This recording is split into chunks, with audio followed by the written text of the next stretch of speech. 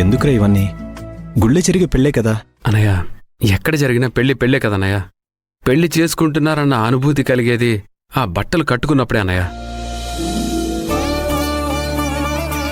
అందుకే పెళ్లికంటూ పెద్దవాళ్ళు ఓ సాంప్రదాయకరమైన బట్టలు పెట్టారు. ఏమంటావు వదినా?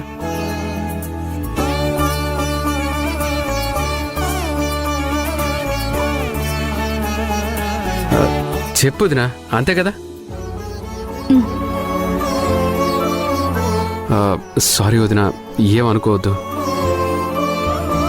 అదేంట్రా వదిన అన్నో బానే ఉంది, మళ్ళీ ఇప్పుడు సారీ ఎందుకు? వదిన అన్నావని ఆనందపడే లోపు సారీ చెప్పి మళ్ళీ బాధ పెడుతున్నావేంటి మాధవ్? భూమి వేరే పనిలో ఉండడం వల్ల మీ పెళ్లి బట్టలు కూడా నేనే చూసి తీసుకొచ్చాను. కనీసం వదిన చీరైనా భూమితో కొనిపిద్దామంటే కుదరలేదు. ఆడవాళ్ళ బట్టలు ఆడవాళ్లే తీసుకుంటే బాగుంటుంది కదా.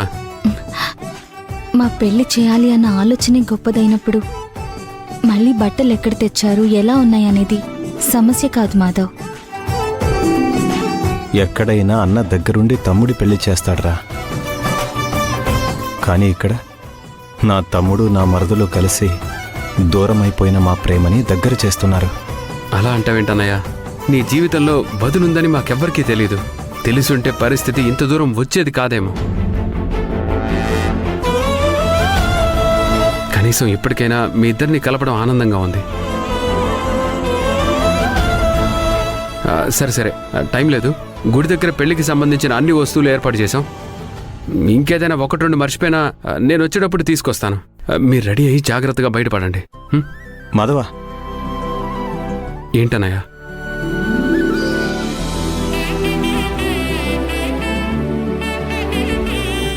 ఏంటన్నయ్య అలా చూస్తున్నావు?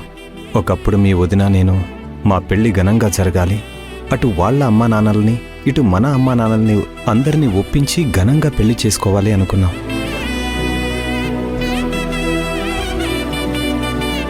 కానీ మాటల్లో అనుకోగలిగామే, కానీ ఆ మాట చెప్పలేకపోయాం. సుహాసిని వాళ్ళ ఇంట్లో పెళ్లి కొప్పుకునే అవకాశం లేదు. సరే, మనింట్లో వాళ్ళకి చెప్పి ఏ గుళ్ళోనూ పెళ్లి చేసుకుందాం అనుకుంటే నాన్న ఖచ్చితంగా కాదంటాడు. వాళ్ళ నాన్న ఇటువంటి విషయాల్లో చాలా మొండిగా ఉంటాడు. ధైర్యం చేసి పెళ్లి చేసుకుంటే మనింట్లో వాళ్ళకి ఎక్కడ ఏ ప్రమాదం వస్తుందో అని చెప్పి భయపడి అప్పట్లో పెళ్లి చేసుకోలేకపోయాంరా. తర్వాతైనా అమ్మ నాన్నల్ని ఒప్పించి అప్పుడే కలిసుందాం అనుకున్నాం. ఏం జరిగినా మొదట అక్కకి నీకు చెప్పడమే నాకు అలవాటు. అలాంటిది నా జీవితంలో అప్పటి నుండి ఇప్పటి వరకు నీతో చెప్పనిది మా ప్రేమ విషయం ఒక్కటే. కనీసం ఇప్పటికైనా నా పెళ్లి నాకు ఇష్టమైన అక్క తమ్ముడు చేతుల మీదుగానే జరుగుతోంది. అప్పుడే నువ్వు చెప్పుంటే మాత్రం ఎవరు అడ్డొచ్చినా సరే మా వదిని నేను ఒకటి చేసి ఉండేవాళ్ళం అన్నయ్య.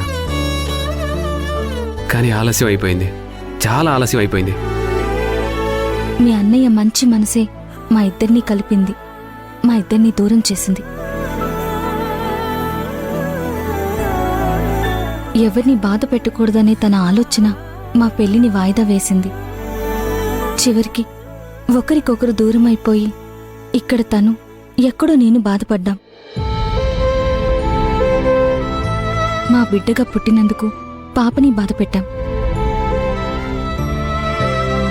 వదిన, పెళ్లి చేసుకోబోతున్నారు, హ్యాపీగా ఉండాలి. ఇప్పుడు అవన్నీ ఏమీ ఆలోచించొద్దు. ఇప్పటికైనా మీరిద్దరూ ఒకటి కాబోతున్నారు. ఏదైతే జరగలేదనుకుంటున్నారో ఆ పెళ్లి జరగబోతుంది. భార్యాభర్తలు కాబోతున్నారు. హ్యాపీగా ఉండండి. మాధవ, ఈ బట్టలు జాగ్రత్తగా నీ దగ్గర పెట్టుకో. మళ్ళీ ఇక్కడ పెడితే లేనిపోని ఇబ్బంది వస్తుంది. సరే అన్నయ్య.